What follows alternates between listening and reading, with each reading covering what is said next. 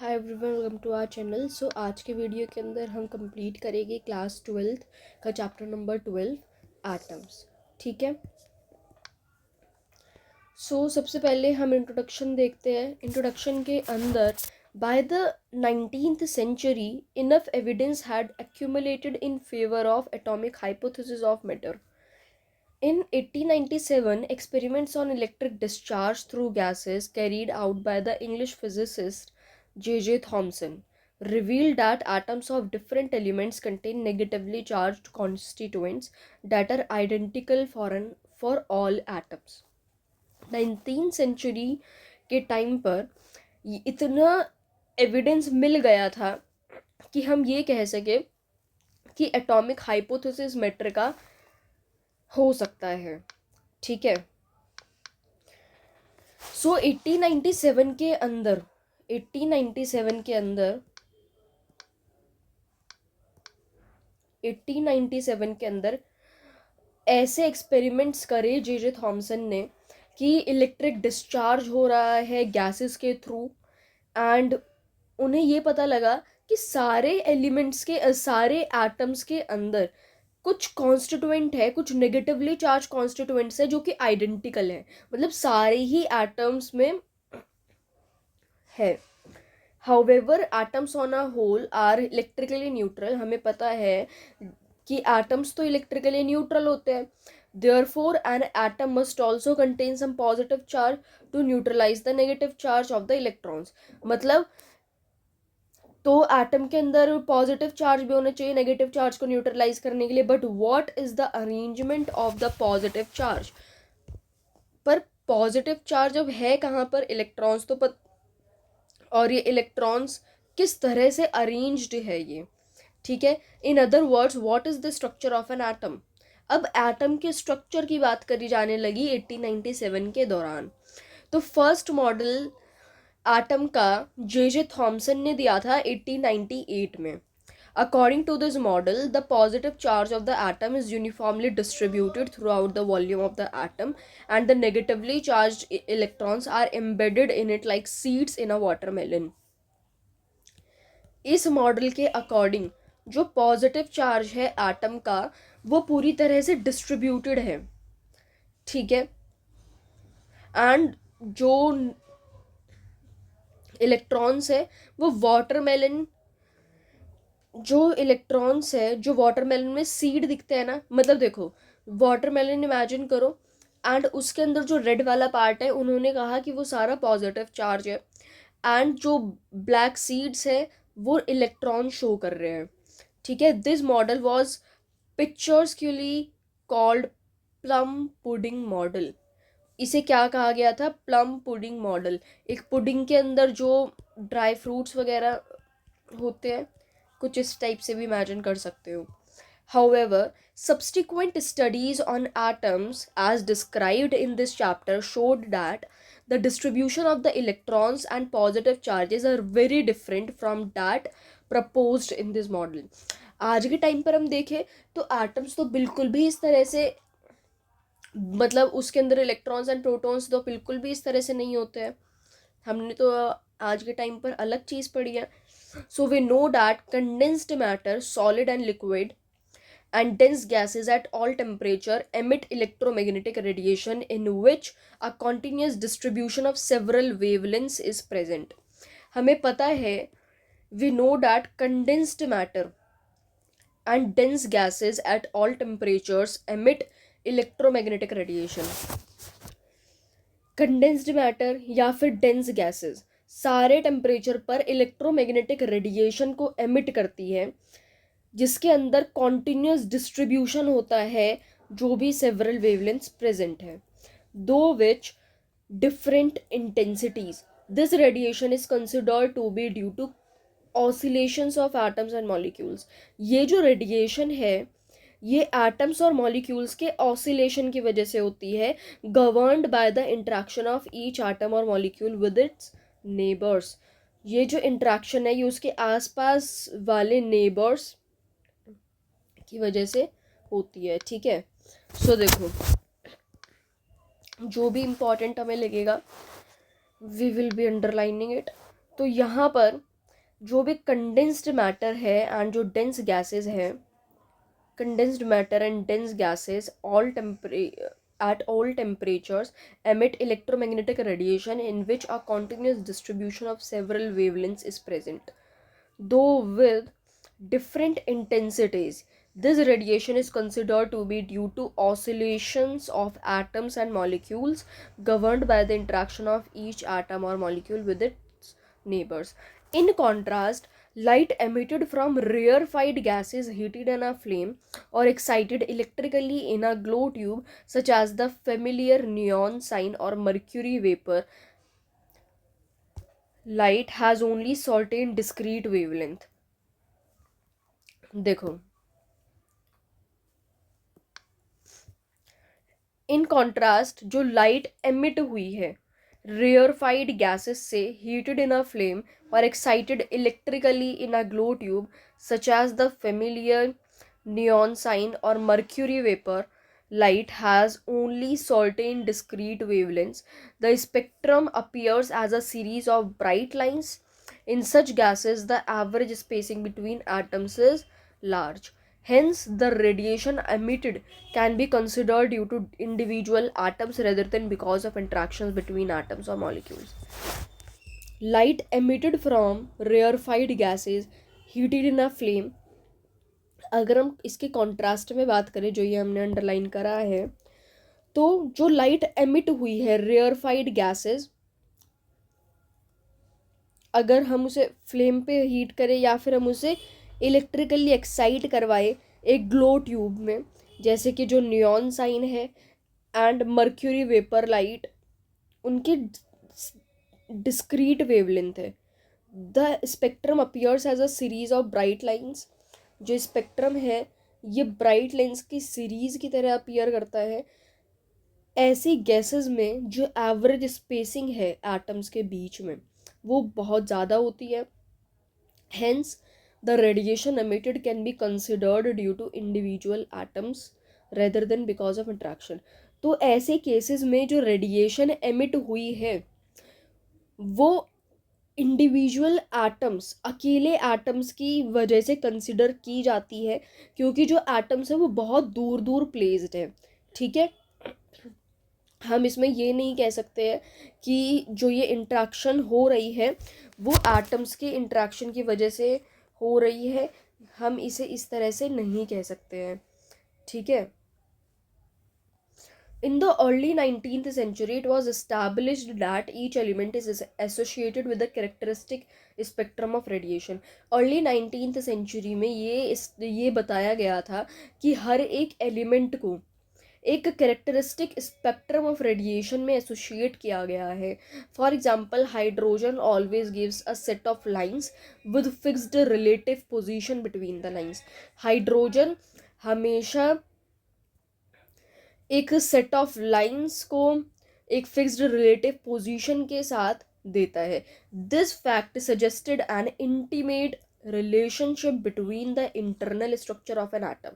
इसकी वजह से एक इंटीमेट रिलेशन हमारा एटम के इंटरनल स्ट्रक्चर में आया था और and the spectrum of radiation emitted by it and जो spectrum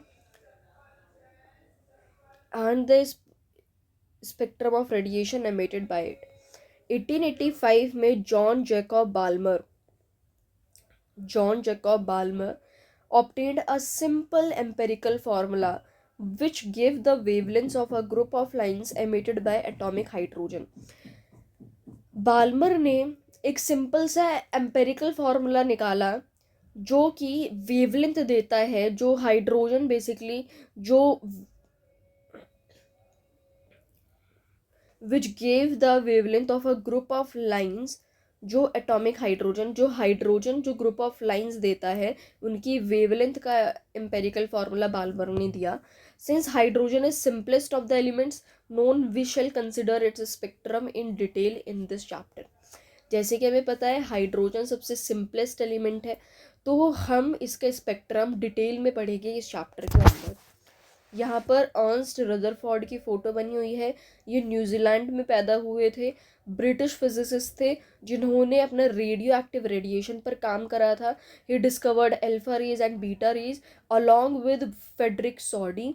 He created the modern theory of radioactivity. He studied the emanation of thorium and discovered a new noble gas, an isotope of radon. Radon का isotope जो थोरॉन है, important है ये isotope. Radon का isotope क्या है? थोरॉन. By scattering alpha rays from the metal foils, he discovered the atomic nucleus and proposed the planetary model of the atom. He also estimated the approximate size of the nucleus. Ernst Rutherford, a former research student of J. J. Thomson, was engaged in experiments on alpha particles emitted by some radioactive elements. Rutherford जो थे वो J J Thomson के student थे, and he was engaged in experiment on alpha particles emitted by some radioactive elements. Radioactive elements उन्हें मतलब ज़्यादा engaging क्या लगता था? जो radioactive elements alpha particles को एमिट करते थे. ठीक है. 1906 में ही proposed a classical experiment of scattering of these alpha particles by atoms to investigate the atomic structure. तो उन्होंने एक बहुत ही क्लासिकल एक्सपेरिमेंट करा कि अब वो एटम्स पर अल्फा पार्टिकल्स को स्कैटर करवा रहे हैं इन एटॉमिक स्ट्रक्चर को इन्वेस्टिगेट करने के लिए कि कैसा है ये एटॉमिक स्ट्रक्चर. ये experiment was later performed around 1911 by Hans Geiger. यही सेम एक्सपेरिमेंट 1911 में हांस गीगर ने भी किया था. And Ernest Marsden, who was 20-year-old student and had not yet earned his bachelor's degree. ठीक है. सो देखो 1906 में तो जे जे थॉमसन के स्टूडेंट रदरफोर्ड ने किया था. द 1911 में दो स्टूडेंट थे, हांस गीगर और अर्नस्ट मर्जडन, जो कि 20 साल का बच्चा था जिसने अभी तक अपनी बैचलर्स भी कंप्लीट नहीं करी थी. तब उन्होंने ऐसे एक्सपेरिमेंट कर दिया था. So the details are discussed in section 12.2. The explanation of the results led to the birth of Rutherford's planetary model of atom, also called the nuclear model of the atom. Rutherford के structure को nuclear model of the atom भी कहा गया है. According to this, the entire positive charge and most of the mass of the atom is concentrated in a small volume called the nucleus. इसके according क्या था कि जो पूरा इंटायर पॉजिटिव चार्ज है या फिर पूरा जो मास है एटम का वो एक छोटे से वॉल्यूम में कंसंट्रेटेड है, कॉल्ड द न्यूक्लियस. एंड जो इलेक्ट्रॉन्स है वो रिवॉल्व कर रहे हैं न्यूक्लियस के around, just like the planets revolving around the sun. ठीक है. सो ये क्या है बेसिकली आपका रदरफोर्ड ने ये एक्सप्लेन करा था कि उन्हें क्या मिला है. ठीक है.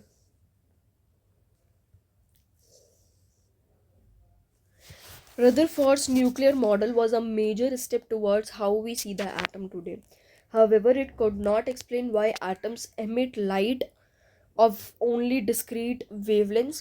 रदरफोर्ड का जो न्यूक्लियर मॉडल है वो एक बहुत ही इम्पॉर्टेंट रोल प्ले करता है कि किस तरह से हम आज के एटम को देखते हैं. हम एटम को आज भी इसी तरह से देखते हैं कि बीच में न्यूक्लियस है, ठीक है, एंड उसके चारों तरफ इलेक्ट्रॉन्स रिवॉल्व कर रहे हैं.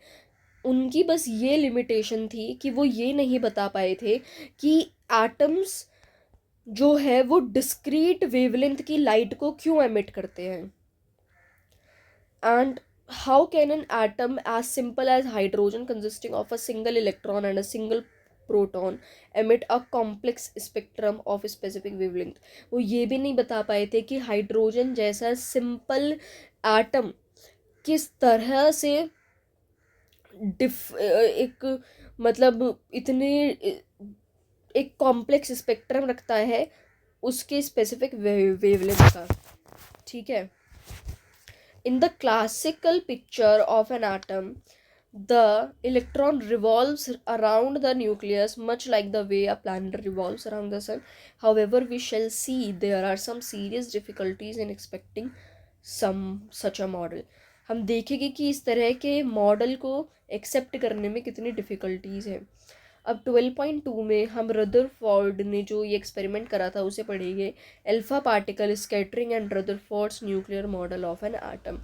At the suggestion of Ernst Rutherford in 1911, H. Geiger and Marsden performed some experiments. In one of their experiments, as shown in figure 12.1, they directed a beam of 5.5 mega electron volt alpha particles emitted from a bismuth radioactive source at a thin metal foil made of gold. उन्होंने यहाँ पर एक source of alpha particle रखा। Source of alpha particle क्या था? Alpha particles basically emit कौन करते थे? अभी अभी हमने पढ़ा था अल्फा पार्टिकल्स एमिट कौन करते थे। देखो,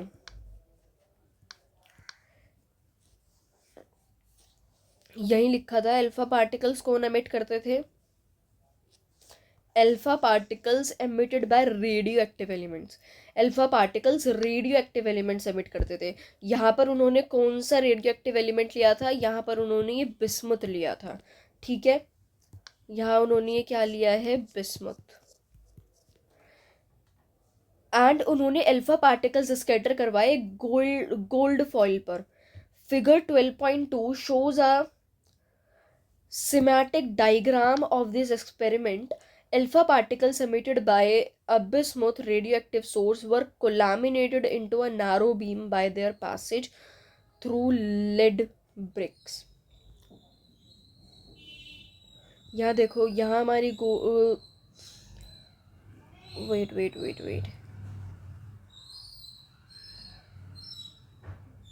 ये हमारा सोर्स ऑफ पार्टिकल है, सोर्स ऑफ अल्फा पार्टिकल, मतलब यहाँ पर बिस्मुथ रखा हुआ है, यहाँ पर हमने लेड की ब्रिक्स लगाई हुई है। अब यहाँ से बीम जा रही है अल्फा पार्टिकल की, ठीक है।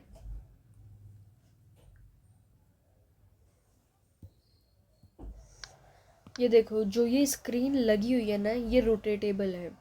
मतलब देखो, अल्फा पार्टिकल्स जो एमिट हुए हैं बिस्मथ के थ्रू, वो laminated into a narrow beam by their passage through lead BRICS.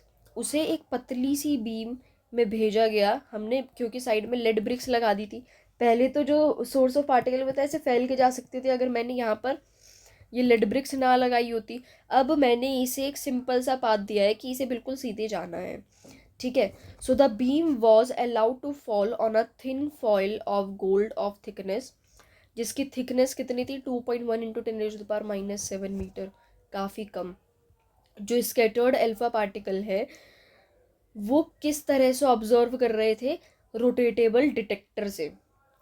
अब देखो, रोटेटेबल डिटेक्टर से, ठीक है। एंड वो किसका बना हुआ था? जो स्कैटर्ड अल्फा पार्टिकल्स है, scattered alpha particles were observed through a rotatable detector consisting of zinc sulfide screen and a microscope. Detector zinc sulphide का बना हुआ था, ठीक है। The scattered alpha particles on striking the screen produced brief light flashes और सिंटिलेशंस। Scattered alpha particles जो है वो स्क्रीन पर स्ट्राइक करते हैं, एक ब्रीफ लाइट फ्लैश करते हैं या फिर scintillations. These flashes may be viewed through a microscope and the distribution of the number of scattered particles may be studied as a function of angle of scattering. ये Geiger Marsden experiment था, ठीक है। अब एक typical graph of the total number of alpha particles scattered at different angles. एक typical graph बनाया गया कि total number of alpha particles scattered at different angles, कितने एंगल्स पर अल्फा पार्टिकल्स स्कैटर हुए हैं एक गिवन इंटरवल ऑफ टाइम में, ठीक है. The dots in this figure represents the data points and the solid curve is the theoretical prediction based on the assumption that the target atom has a small dense positively charged nucleus. तो इस तरह का देखो ये graph बना था. जो ये डॉटेड जो ये डॉटेड पॉइंट्स है, जो ये डॉट्स है, ये तो डाटा पॉइंट्स को बता रही है जो हमने डाटा निकाला है. ठीक है. एंड वहीं जो ये सॉलिड कर्व है ये बता रही है कि जो हमने ये प्रिडिक्शन करी है कि बीच में न्यूक्लियस होगा एंड जो इलेक्ट्रॉन्स है वो इसके चारों तरफ घूम रहे हैं वो. Many of the alpha particles pass through the foil.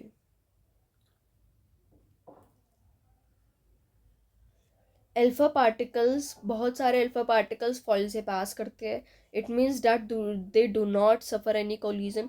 इसका मतलब ये है कि कोलिजन नहीं होता है.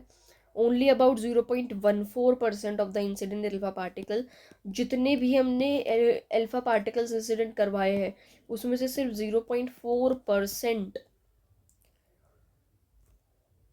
हमारे स्कैटर हुआ है बाय मोर देन 1%, 1 डिग्री. एक डिग्री से जो स्कैटर हुए हैं वो 0.14% है. And about 1 is 8,000. मतलब 8,000 में से कोई एक ही है जो कि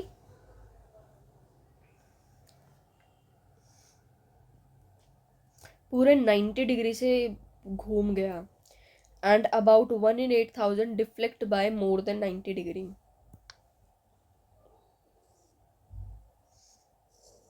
Rutherford argued that to deflect the alpha particle backwards, alpha particle को रदरफोर्ड ने ये आर्ग्यू करा कि to deflect the alpha particle backwards it must experience a large repulsive force.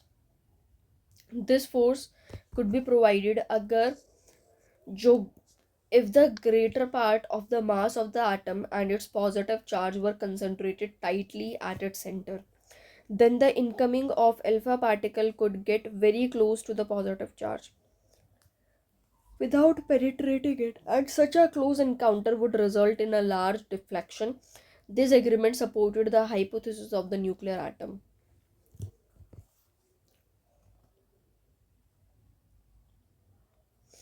Rutherford ने देखो जो ये 8,000 में से एक जो अल्फा पार्टिकल है वो 90 डिग्री से डिफ्लेक्ट हुआ था. रदरफोर्ड ने इसका क्या आर्ग्यूमेंट दिया कि जो ये अल्फा पार्टिकल डिफ्रेक्ट हुआ है ना, इसका मतलब ये है कि कुछ ना कुछ बहुत ज़्यादा रिपल्सिव फोर्स उसे लगी है. This force can be provided if the greater part of the mass of the atom and it's positive charge were concentrated tightly at its centre. तो उन्होंने बताया कि ये जो फोर्स है ये एटम का जहाँ सबसे ज़्यादा मास है वहाँ उसकी वजह से ये लगी है. मतलब जहाँ एटम का सबसे ज़्यादा मास कंसनट्रेटेड है एंड जो पॉजिटिव चार्ज कंसनट्रेटेड है एट द सेंटर, उसकी वजह से ये डिफ्लेक्ट हुआ है 90 डिग्री से ज़्यादा एंगल पर. Then the incoming alpha particle could get very close to the positive charge without penetrating it, and such a close encounter would result in a large deflection.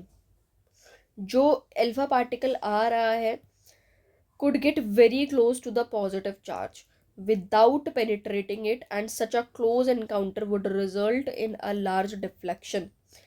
This agreement supported the hypothesis of the nuclear atom. ये जो agreement है ये nuclear atom के hypothesis को clear करता है. This is why Rutherford is credited with the discovery of the nucleus. इसलिए nucleus के डिस्कवरी का क्रेडिट रदरफोर्ड को ही जाता है. ठीक है.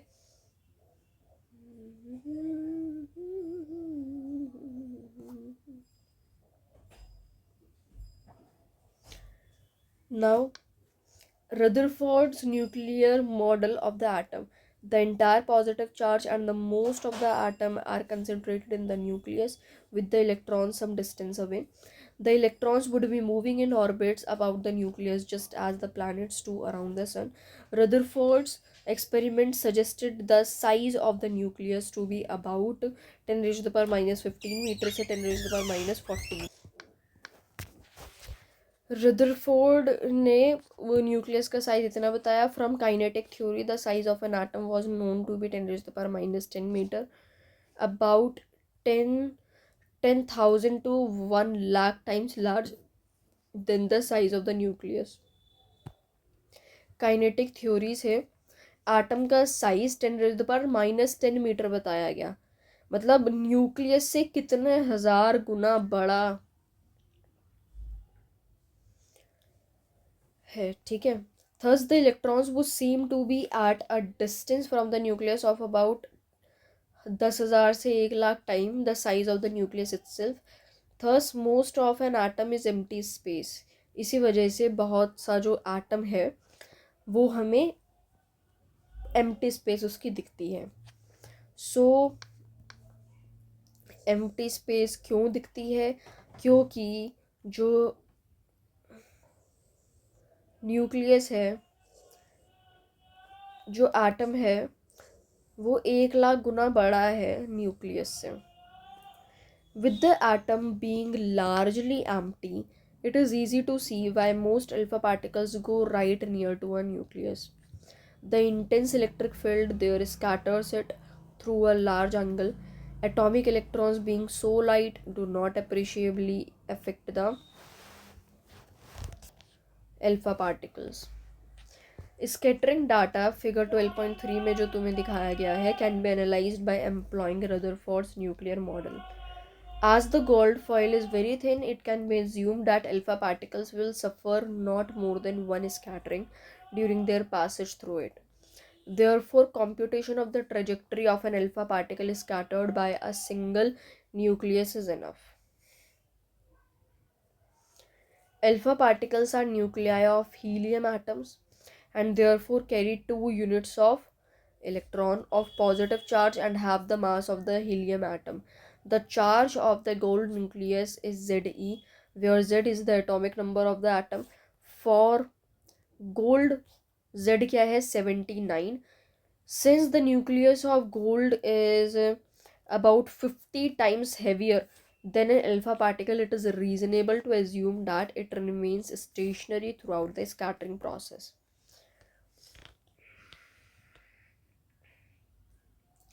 अल्फा पार्टिकल्स क्या होते हैं? Alpha particles helium atoms, nuclei of the helium atoms. ठीक है.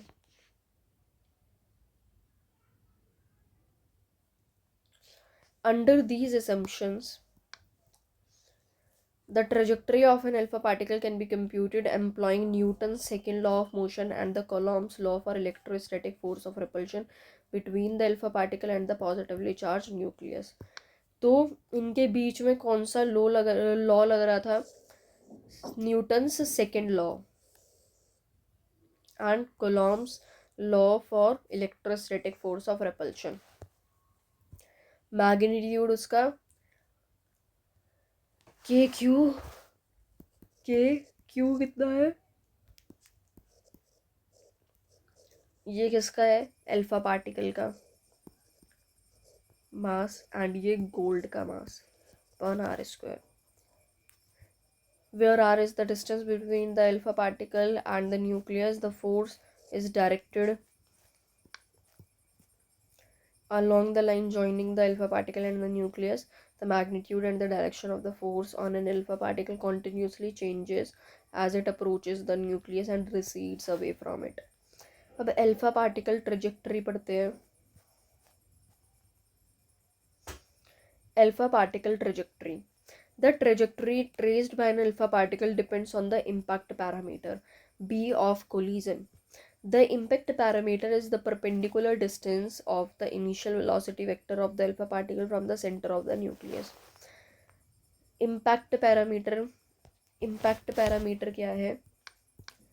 Impact parameter is the perpendicular distance of the initial velocity vector, जो initial velocity vector है, and अल्फा पार्टिकल का एंड जो सेंटर है न्यूक्लियस का. A given beam of alpha particle has a distribution of impact parameter b, so that the beam is scattered in various directions with different probabilities. In a beam, all particles have nearly same kinetic energy. It is seen that an alpha particle close to the nucleus suffers large scattering. In case of head-on collision, the impact parameter is minimum. Head-on collision के time पर impact parameter कम सबसे कम होता है और alpha particle rebound कर जाते हैं 180 degree से. इम्पैक्ट पैरामीटर है क्या? ये परपेंडिकुलर डिस्टेंस है हमारी इनिशियल वेलोसिटी वेक्टर और हमारे न्यूक्लियस के सेंटर का. ठीक है. For a large impact parameter the alpha particle goes nearly undeviated and has a small deflection. The fact that only a small fraction of the number of incident particles rebound back indicates that the number of alpha particles undergoing head-on collision is small. This in turn implies that mass and positive charge of the atom is concentrated in a small volume. Rutherford scattering therefore is a powerful way to determine an upper limit to the size of the nucleus.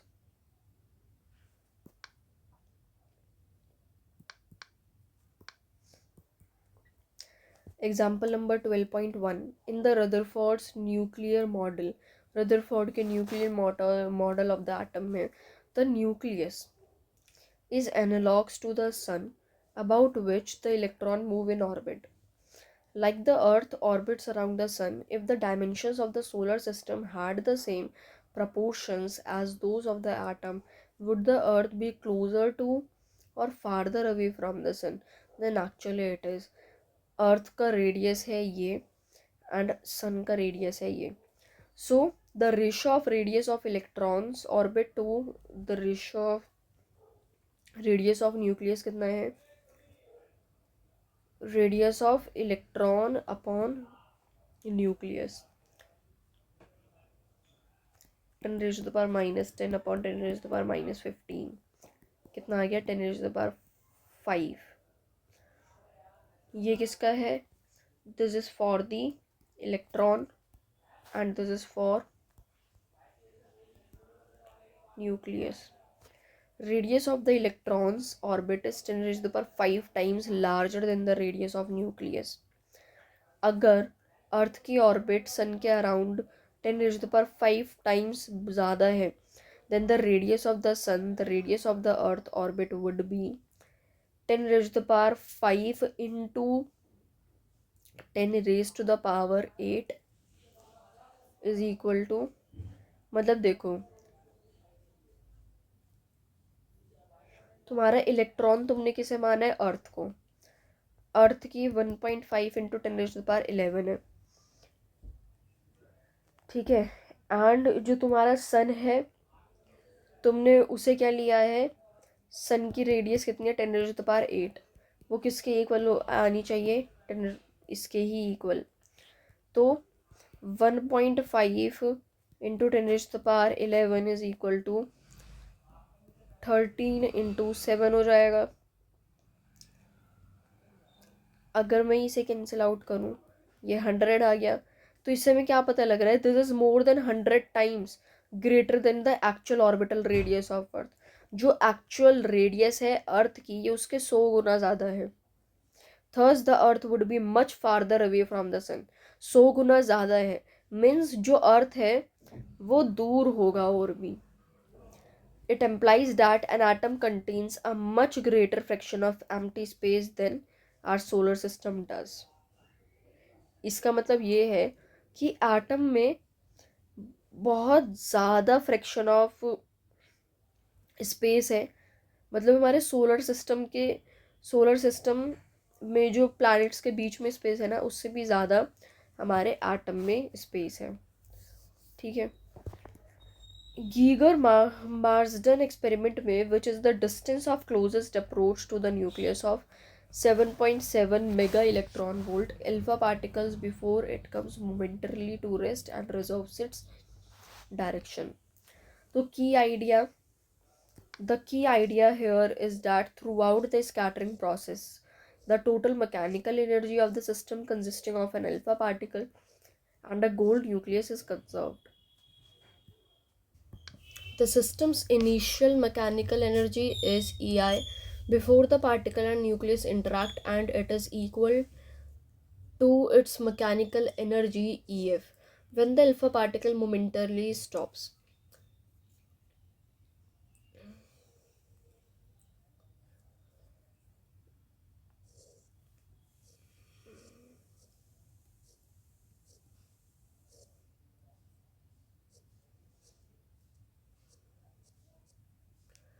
So conservation of energy हम लगा रहे हैं K is equal to KQ by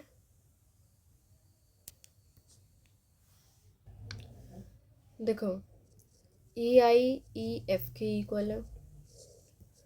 conservation of energy यही है. Initially उसके पास क्या energy है? Initially kinetic energy initial plus potential energy initial, kinetic energy final plus potential energy final.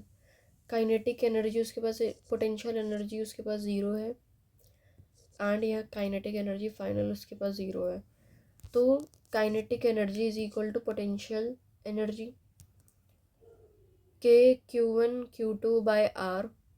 ये पोटेंशियल एनर्जी तुमने फॉर्मूला पढ़ा होगा 2Z E² अपॉन 4πε0D. अब डिस्टेंस ऑफ क्लोजेस्ट अप्रोच निकालना था, D हमने लिख दिया. Maximum kinetic energy alpha particle की ऑफ नेचुरल ऑरिजिन वो 7.7 मेगावोल्ट है.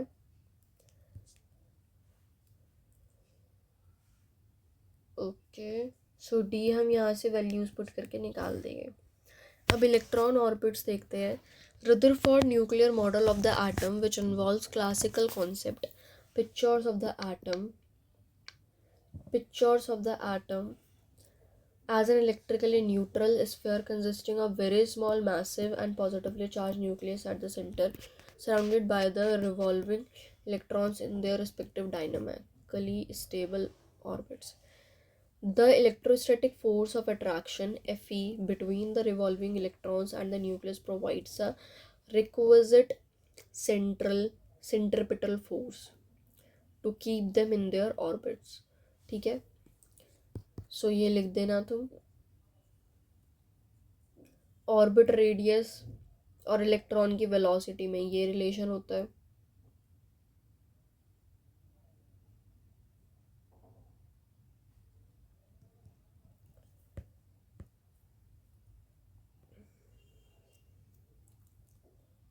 अब हम पढ़ेंगे एटॉमिक स्पेक्ट्रा. जैसे कि सेक्शन 12.1 में तुमने पढ़ा है कि हर एक एलिमेंट का एक कैरेक्टरिस्टिक स्पेक्ट्रम होता है ऑफ रेडिएशन जब वो एमिट करता है. व्हेन एन एटॉमिक गैस और vapour is accepted at a low pressure, जब एक एटॉमिक गैस या फिर वेपर को लो प्रेशर पर एक्साइट करते हैं usually by passing an electric current through it, जो एमिटेड रेडिएशन है has a spectrum which contains certain specific wavelengths only. A spectrum of this kind is termed as emission line spectrum. इस type के spectrum को हम क्या कहते हैं? Emission line spectrum. And it consist of bright lines on a dark background. The spectrum emitted by atomic hydrogen is shown here. Study of emission line spectra of a material can therefore serve as a type of fingerprint for identification of the gas.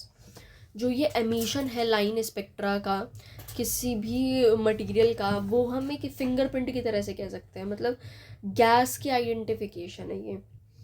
जब white light pass करती है gas के through and we analyse the transmitted light using a spectrometer, जब हम transmitted light को analyse करते हैं किसका यूज़ करके? स्पेक्ट्रोमीटर का यूज़ करके, we find some dark lines in the spectrum. जो ये डार्क लाइंस है correspond precisely to those wavelengths which were found in the emission line spectrum of the gas. जो डार्क लाइंस है ये precisely उन wavelengths को बताती है which were found in the emission line spectrum of the gas. इसे ही हम क्या कहते हैं, absorption spectrum of the material of the gas. Bohr model of the hydrogen atom. So ये बोर के बारे में यहाँ पर लिखा हुआ है.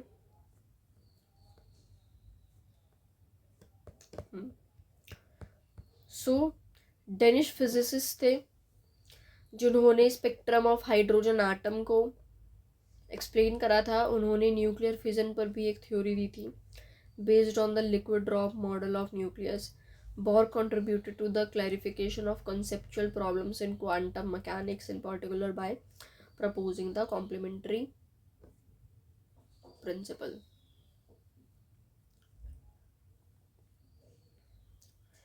The model of an atom proposed by the Rutherford assumes that the atom consisting of the central nucleus and revolving sun is stable, much like a sun-planet system, which the model imitates. However, there are some fundamental differences between the two situations. दोनों situation में fundamental differences है.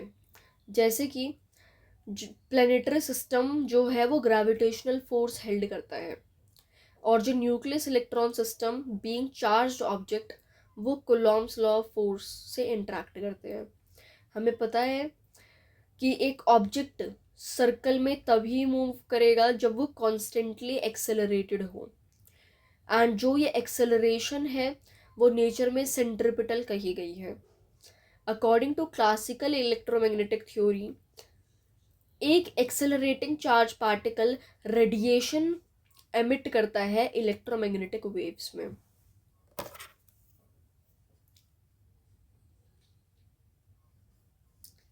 An accelerating charged particle emits radiation in the form of electromagnetic wave. The energy of an accelerating electron should therefore continuously decrease. जो energy है accelerating electron की वो भी continuously decrease होगी. The electron would spiral inward and eventually fall into the nucleus. अब एक accelerating electron है उसकी एनर्जी कॉन्टिन्यूसली डिक्रीज भी हो रही होगी एंड इलेक्ट्रॉन जो है वो इसी तरह से मतलब घूम रहा है. तो बेसिकली वो स्पाइरल तरीके से घूम कर वो इवेंचुअली न्यूक्लियस में ही गिर जाएगा. थस इस तरीके का एटम कभी स्टेबल नहीं हो सकता. Further according to classical electromagnetic theory, दोबारा से हम ईएम थ्योरी को देखें तो जो फ्रीक्वेंसी है इलेक्ट्रोमैग्नेटिक वेव्स की जो इलेक्ट्रॉन्स ईएम वेव्स निकालते हैं उसकी फ्रीक्वेंसी रिवोल्यूशन के फ्रीक्वेंसी के ही बराबर आती है. As the electrons spiral inwards, जैसे कि हमें पता है इलेक्ट्रॉन अंदर की तरफ गिर रहे हैं, अंदर की तरफ स्पाइरल हो रहे हैं, तो उनकी एंगुलर वेलोसिटी और उनकी फ्रीक्वेंसी लगातार चेंज हो रही होगी. ठीक है. बट ईएम थ्योरी में तो क्या है, जो रिवॉल्विंग इलेक्ट्रॉन्स है उनकी जो वो ईएम वेव एमिट कर रहे हैं वो रिवोल्यूशन की फ्रीक्वेंसी के ही बराबर होनी चाहिए. बट यहाँ पर उनकी velocity, frequency, everything is changing. So will the frequency of light emitted, तो फ्रीक्वेंसी भी जो एमिट हो रही है उसकी भी वो भी चेंज हो रही होगी. Thus they would emit a continuous spectrum, then वो कुछ कॉन्टिन्यूस स्पेक्ट्रम एमिट कर रहे होंगे. In contradiction to the line spectrum actually observed. Clearly जो रदरफोर्ड मॉडल है tells only a part of a story, implying that the classical ideas are not sufficient to explain the atomic structure. Clearly ये पता लग रहा है कि the Rutherford का जो मॉडल है वो स्टोरी का सिर्फ एक पार्ट है. ठीक है.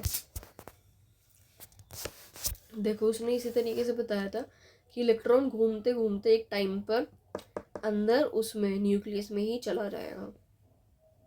ये यार वही इजी से क्वेश्चन है, ये तुम कर लेना। It was Niels Bohr who made certain modifications in this model by adding the ideas of the newly developing quantum hypothesis. Niels Bohr ने रदरफोर्ड के बारे में, रदरफोर्ड की लैबोरेटरी में स्टडी करी कुछ महीनों तक 1912 में, and he was convinced about the validity of Rutherford nuclear model. And वो कन्विंस्ड थे जो रदरफोर्ड ने न्यूक्लियर मॉडल बनाया था। Faced with the dilemma as discussed above, Bohr in 1913 concluded that in spite of the success of EM theory in explaining large-scale phenomena, it could not be applied to the processes at this atomic scale. It became clear that a fairly radical departure from the established principles of the classical mechanics and the EM would be needed to understand the structure of atoms and the relation of atomic structure to atomic spectra. Bohr combined classical and early quantum concept and gave his theory in the form of three postulates. Bore के तीन postulate हैं. Bohr's first postulate was that एक electron एक atom के अंदर could revolve in certain stable orbits without the emission of radiant energy. Bohr's first postulate was that atom के अंदर एक इलेक्ट्रॉन एक सर्टेन स्टेबल ऑर्बिट में रिवॉल्व कर सकता है बिना रेडिएंट एनर्जी के एमिशन के। Contrary to the predictions of the EM theory, according to this postulate, हर एक एटम का एक डिफरेंट डेफिनेट स्टेबल स्टेट होता है जिसके अंदर वो एग्जिस्ट करता है, एंड हर एक पॉसिबल स्टेट की डेफिनेट टोटल एनर्जी होती है। इन्हें ही stationary states of the atom कहते हैं। ठीक है, बोर का सेकेंड पॉस्टुलेट डिफाइन करता है स्टेबल ऑर्बिट्स को। ये जो पॉस्टुलेट है, this postulate states that electron revolves around the nucleus only in those orbits for which the angular momentum is some integral multiple of h/2π, जहाँ पर h क्या है, h is the Planck's constant.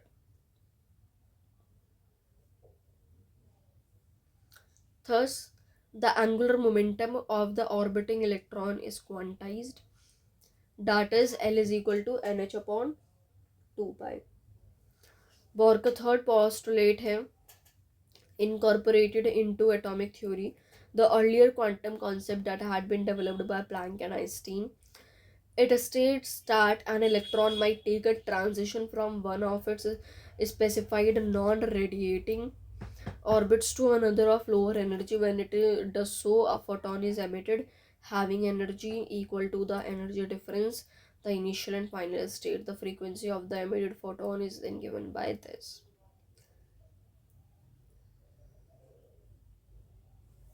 एक hydrogen atom के लिए gives the expression to determine the energies of different.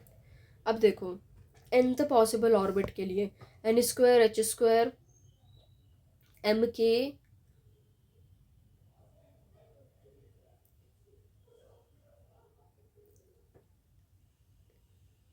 mk 4 pi square e square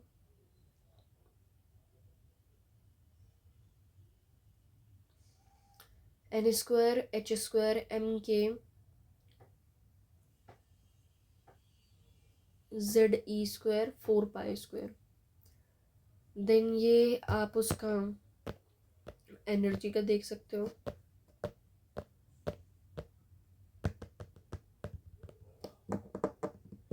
energy levels, the energy of an atom is the least largest negative value when its electron is revolving in an orbit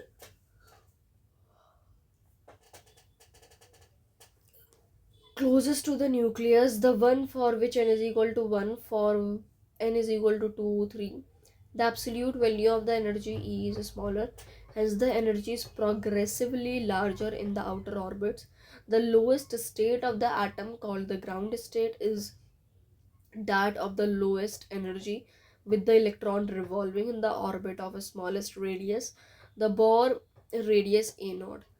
The energy of this state even is equal to minus 13.6 electron volt. Therefore जो minimum energy required है free electron को ground state से, वो 13.6. It is called the ionisation energy of the hydrogen atom.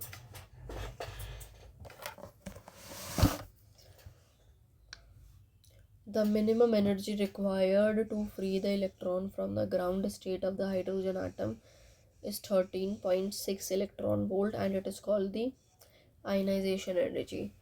This prediction of the Bohr model is in excellent agreement with the experimental value of ionization energy. Room temperature पर कई सारे hydrogen atoms, most of the hydrogen atoms are in ground state. When a hydrogen atom receives energy by processes such as electron collisions, the atom may acquire sufficient energy to raise the electron to higher energy state. Atom is then said to be in an excited state. जब n is equal to 2 है, E2 is 3.4, E3 is this.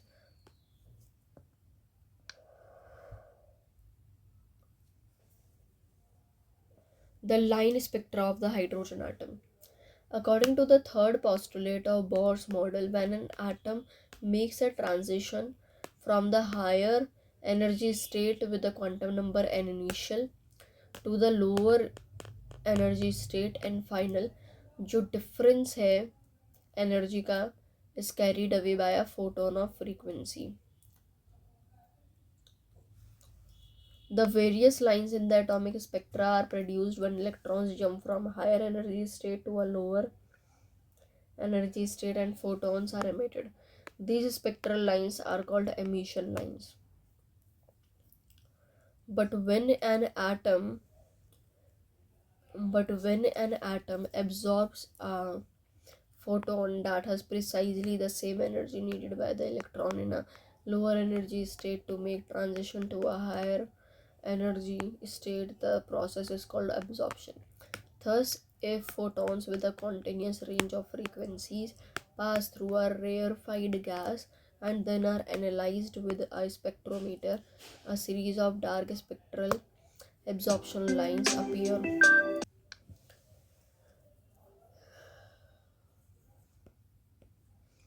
De Broglie explanation of Bohr's second postulate of quantization.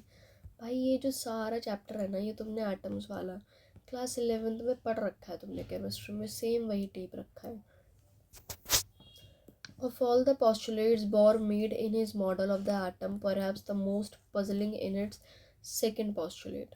It states that angular momentum electron का वो nucleus के around quantized होता है. ये angular momentum integral multiple ही क्यों होगा?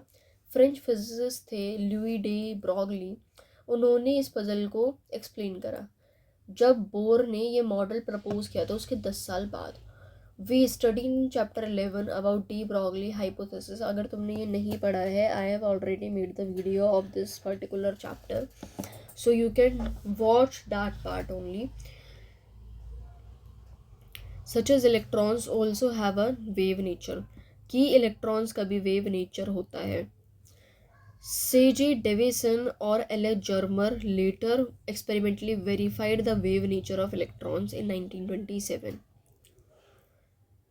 Louis de Broglie argued that the electron in its circular orbit as proposed by Bohr must be seen as a particle wave. In analogy to waves traveling on a string, particle waves too can lead to standing waves under resonant conditions. From अब 11th की book में तुम्हें जाना पड़ेगा.